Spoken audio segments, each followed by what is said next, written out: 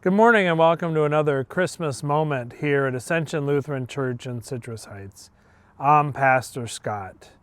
In this morning's text, we continue in the story of Jesus' birth and the time after his birth in Matthew's Gospel, chapter 2, and we begin with the 13th verse.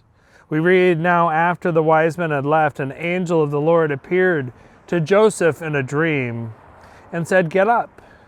Take the child and his mother and flee to Egypt, and remain there until I tell you, for Herod is about to search for the child to destroy him.'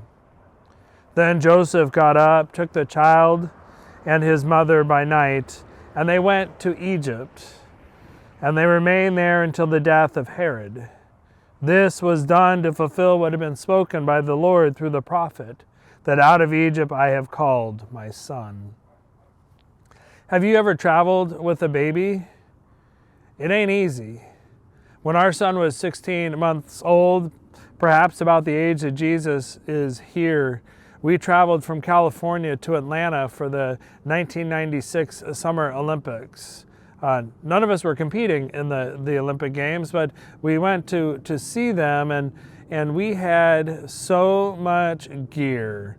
Stroller, car seat, pack and play, some sort of booster seat that he could sit in while he ate, clothes, diapers. I think Ryan had probably 4 items that we checked at the gate, and we each checked in as checked baggage, and we each had one suitcase to be able to bring all of our stuff for that trip.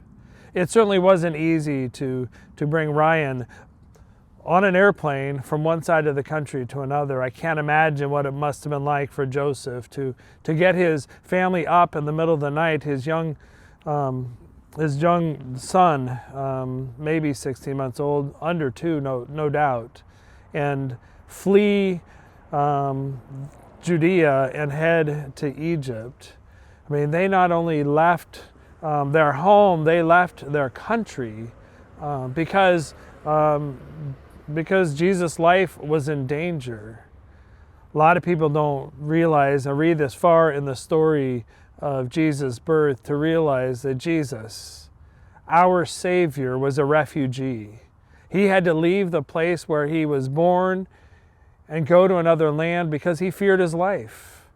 And certainly his father Joseph did that because he'd been told to do that in a vision. But we read that Herod, later we'll read that Herod was commanding that all young children be killed because he didn't know where Jesus was, and he wanted him eliminated. Such fear certainly in Jesus' heart and in the heart and mind of Mary. Jesus wouldn't have known any different. It brings to mind for me those who are refugees these days. This past year, we've heard story after story and seen picture after picture of people fleeing the Ukraine. Why? Because of war. Somebody else coming in and threatening their lives and taking their land. Before that, it was Afghanistan. People leaving Afghanistan and heading out to find safer territory, leaving their homes, their countries. And before that, sometime before that, we read about a caravan of folks coming from Central America seeking safety in the United States. I can't imagine what it takes for a person to pack up everything and head out on the road in the middle of the night thinking that's the better, safer option than staying in their homes. But nonetheless, these people like Joseph, have done that, seeking safety for themselves and their families. To talk about immigration and refugees is a politically laden conversation, and that's not my intent. But I do pose a question. I wonder how differently we might respond to these folks if we began to imagine their stories. The situation certainly has any solution we might take has a high cost. To the people who are involved, to the nations who are receiving them. But I wonder what the cost is of not welcoming folks in. I wonder how differently we might respond to folks if we actually saw the face of Jesus in their face, if we imagine that our Savior himself was in a similar situation, fleeing for his life because of what was going on, genocide was going on in the land where he was born. It's a difficult situation for sure, and as are many of the ways that we respond to the gospel and what it means to love our neighbor. Today I pray with you that we might know how to love those who are in fear for their lives, and how best to serve them as if they themselves were Jesus coming across our borders, coming into our communities, coming into our midst.